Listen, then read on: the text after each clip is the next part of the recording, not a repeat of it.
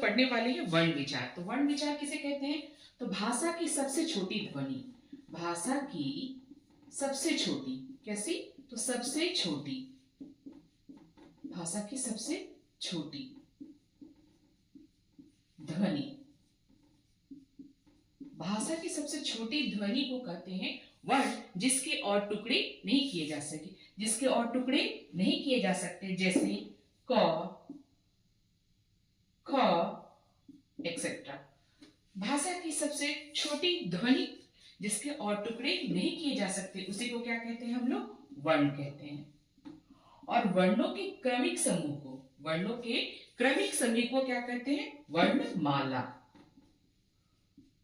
भाषा की सबसे छोटी ध्वनि जिसके टुकड़े नहीं किए जा सकते, उसे हम लोग कहते हैं वर्ण। और वर्णमाला, वर्णमाला क्रमिक समूह, क्रमिक समूह, क्रमिक समूह को कहते हैं वर्णमाला।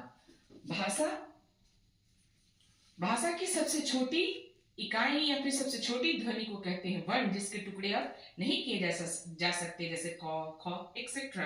और वर्णों के क्रमिक समूह को कहते हैं वर्णमाला।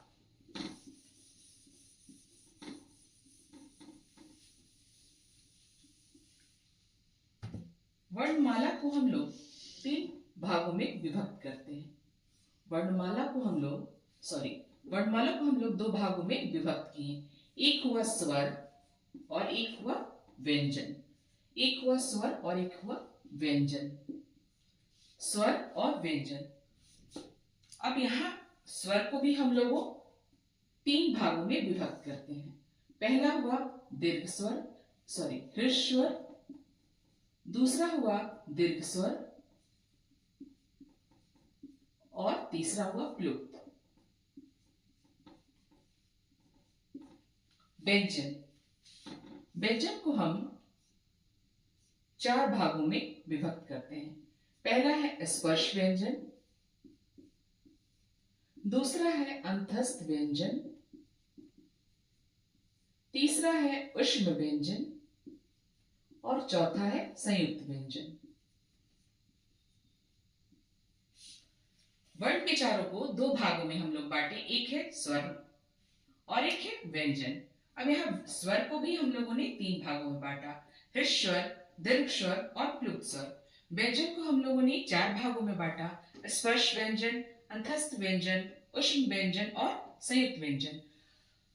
वर्ण लिखने के आधार पर वर्ण होते हैं 52। लिखने के आधार पर वर्ण हमारे होते हैं 52।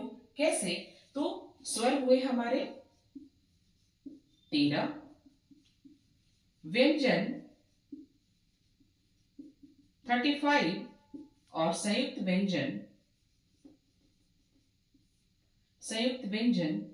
4। अगर ये तीनों को हम लोग जोड़ेंगे तो इसका टोटल आता है 52।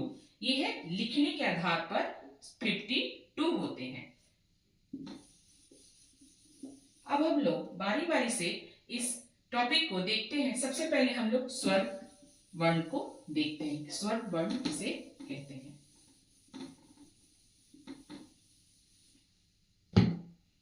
स्वर,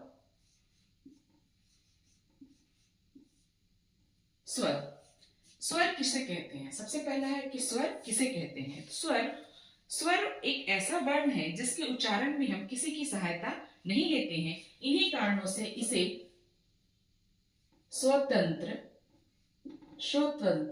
वर्ण भी कहते हैं। इन्हीं कारणों से स्वर को स्वतंत्र वर्ण भी कहते हैं, क्योंकि इनके उच्चारण में हम किसी की सहायता नहीं लेते हैं। इनके उच्चारण में हम लोग किसी की सहायता नहीं लेते हैं। स्वर को हम लोग किसी की सहायता नहीं लेते हैं, किसी की सहायता नहीं लेते हैं।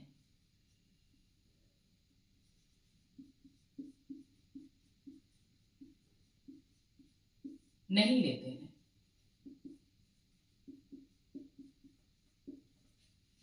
स्वर में किसी की सहायता नहीं लेते हैं। और स्वर वर्ण को हम लोगों ने 3 भागों में विभक्त किया।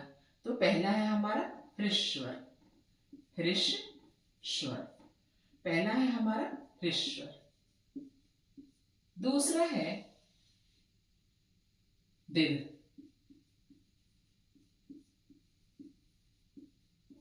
तीसरा है हमारा प्लुत।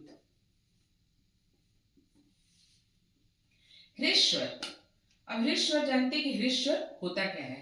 तो हृस्वर वो स्वर है जिसके उच्चारण में 1/3 का समय लगे। इसके उच्चारण में 1/3 का समय लगता है, 1/3 का समय लगता है। जैसे अ, ई, उ। दीर्घ स्वर, दीर्घ सुनने ही से लग रहा है दीर्घ स्वर, जिसके उच्चारण में 2/3 का समय लगे, 2/3 का समय लगे। दीर्घ स्वर के उच्चारण में 2/3 का समय लगता है। जैसे आ, ई, उ। प्लुत स्वर जिसके उच्चारण में 3/3 का समय लगे, 3/3। जैसे ओम, ओम। तो यहां हम लोग देख रहे हैं कि स्वर को स्वतंत्र इकाई हम लोग क्यों कहते हैं, क्योंकि इसकी उच्चारण में हम किसी की सहायता नहीं लेते हैं। और स्वर को 3 भागों में बांटा गया है, हृस्वर, दीर्घ स्वर और प्लुत स्वर। तो हृस्वर वो स्वर होता है जिसके उच्चारण में 1/3 का समय लगता है, जबकि दीर्घ जैसे अ, ई, उ। दीर्घ स्वर वो स्वर होता है जिसके उच्चारण में 2/3 का समय लगता है। जैसे आ, ई, उ। प्लुत स्वर जिसके उच्चारण में 3/3 का समय लगता है। जैसे ओम। अब नेक्स्ट टॉपिक है हमारा व्यंजन।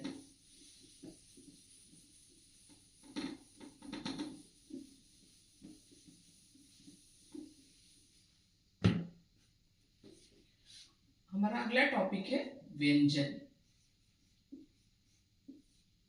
व्यंजन, व्यंजन किसे कहते हैं? जैसे स्वर में ताकि हम किसी की सहायता नहीं लेते हैं, लेकिन व्यंजन में उसके सीधे उल्टे है।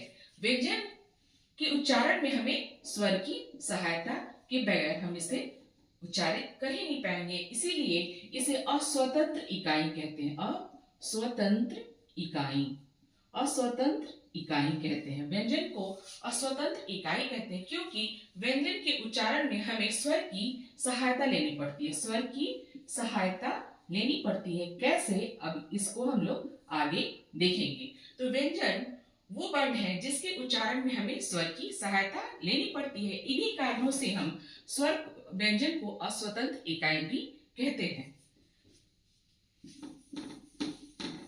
व्यंजन को हम लोगों ने 4 भागों में विभक्त किया है। व्यंजन को हम लोगों ने 4 भागों में विभक्त किया है। सबसे पहले स्पर्श व्यंजन, दूसरा अध्यस्थ व्यंजन, तीसरा ऊष्म व्यंजन और चौथा संयुक्त व्यंजन।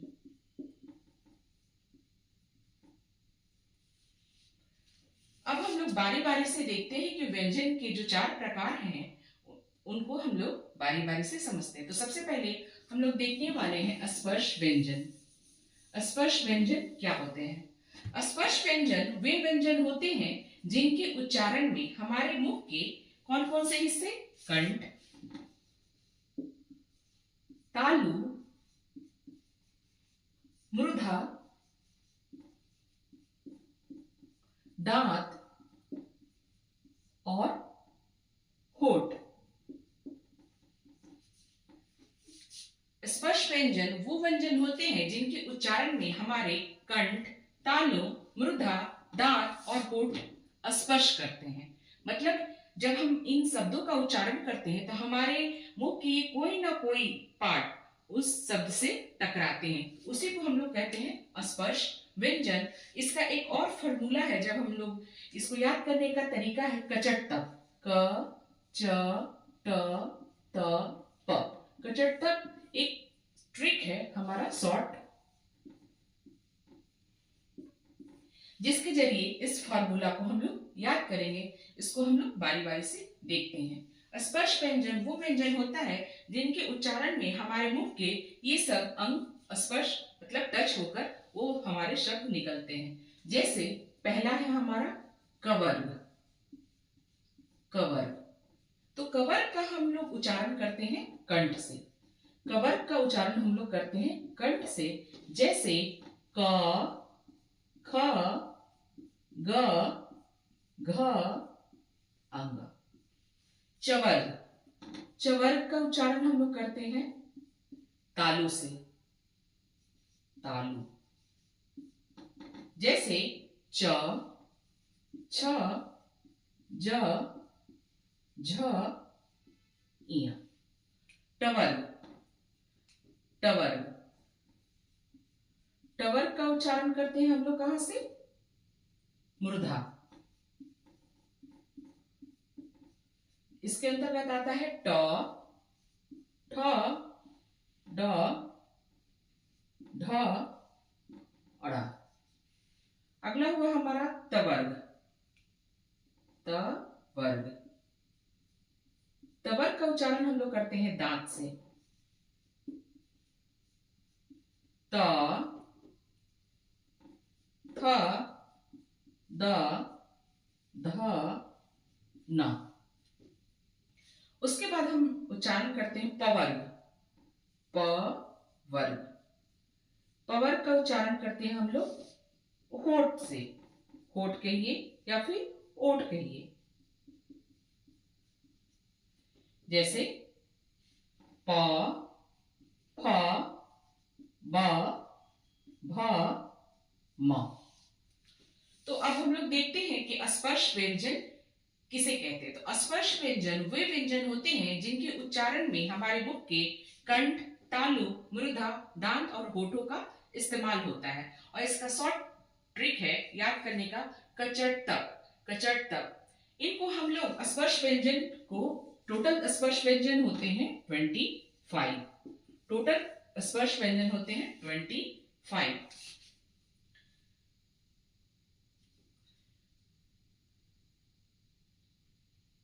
इसमें कवर्ग, चवर्ग, टवर्ग, तवर्ग, पवर्ग। अगर आप उच्चारण करते हैं कवर्ग का तो देखिए कहां से उच्चारित हो रहा है? कंठ से, क, ख, ग, घ, अंग।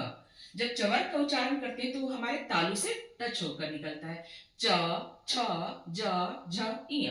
टवर्ग मूर्धा से, ट, ठ, ड, ढ, अड़। तवर्ग दांत से, त, थ, द, ध, न। यहाँ एक क्वेश्चन भी राइज हो रहा है कि कौन से ऐसे हमारे स्पर्श व्यंजन में वो कौन से ऐसे शब्द हैं जो बूढ़े लोग उच्चारित नहीं कर पाते, क्योंकि बुढ़ापे में जब उनके दांत गिर जाते हैं तो ये सब उच्चारण करने में उन्हें तकलीफ महसूस होती है। अगला है हमारा पवर्ग, जिसको हम लोग उच्चारित करते हैं होठ से, प, फ, ब, भ, म। तो ये हमारा हुआ स्पर्श व्यंजन।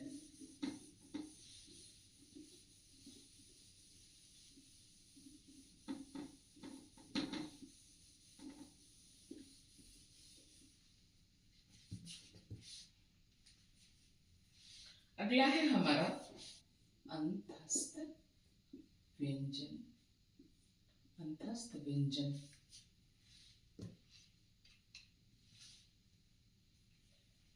इनके उच्चारण में हमारे जिह्वा विशेष सक्रिय नहीं रहता है। इनके उच्चारण में जब हम लोग अंतस्थ व्यंजन का उच्चारण करते हैं तो हमारा जो जीभ होता है वो ज्यादा सक्रिय नहीं होता है। इसे हम बहुत आसानी से उच्चारित कर सकते हैं, जैसे य, र, ल, व। ये है हमारे अंतस्थ व्यंजन।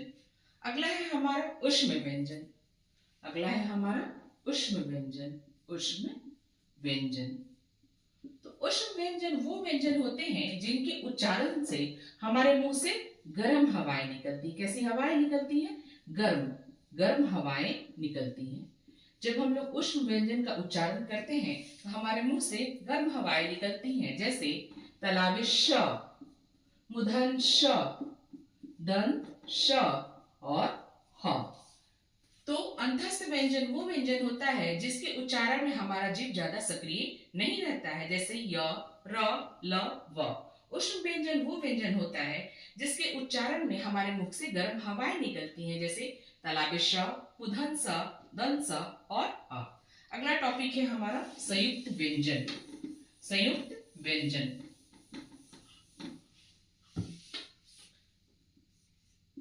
संयुक्त व्यंजन,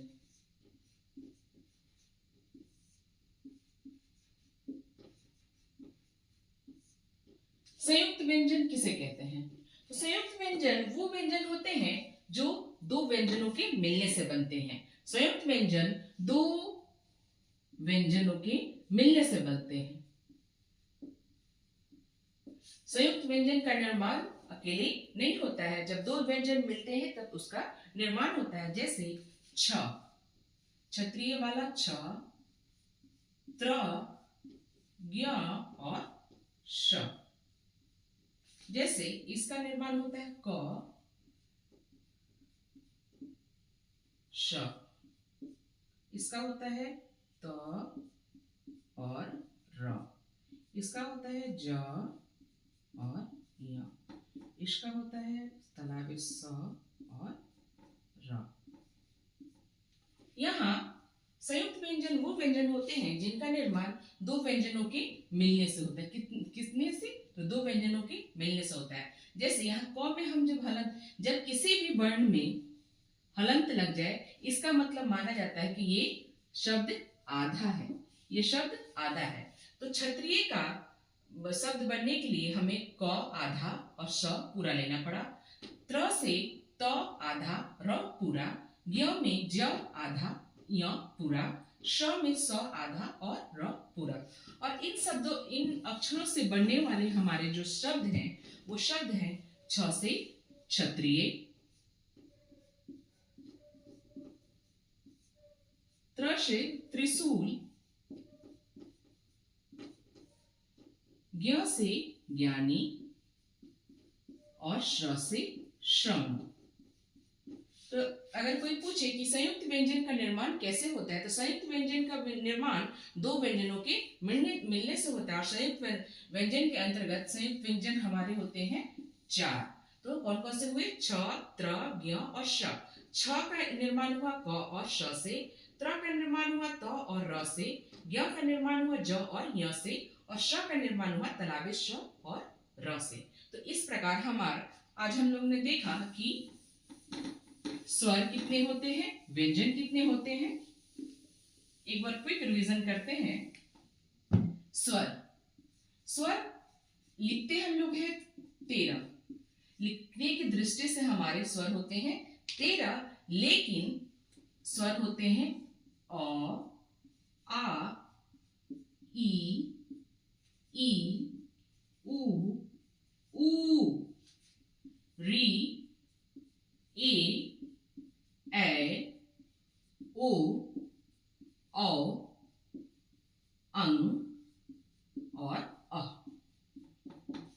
स्वर एक्चुअल में देखा जाए तो स्वर होते हैं हमारे 11। और ये दोनों हैं, इनका नाम है अयोग वाह। इनका नाम है अयोग वाह। ये स्वर के अंतर्गत नहीं आते हैं। ये दो शब्द होते हैं, स्वर के अंतर्गत नहीं आते हैं। एक्चुअल में स्वर होते हैं 11, लिखते हैं हम लोग 13। लेकिन एक और क्वेश्चन होता है, स्वर की मात्राएं जब पूछी जाती हैं तो स्वर की मात्राएं होती है मात्र 10। स्वर की मात्राएं होती है मात्र 10। स्वर होते हैं 11, लिखते हैं हम लोग 13। 13 के अंतर्गत अंग और अ जो है ये अयोग वाह के अंतर्गत आता है। मात्र एक बार हम लोग टोटल देखते हैं कि स्वर कितने हुए। स्वर हुआ टोटल 13, लेकिन हम लोग 11 लिखते हैं। अंग और अ अयोग वाह के अंतर्गत आया। व्यंजन होते हैं हमारे 33, लेकिन दो और व्यंजन हम लोग जोड़ देते हैं तो ये हो जाते हैं 35। इसमें हमारा आता है एक ढ और एक ढ। इसको उच्चित व्यंजन भी बोलते हैं।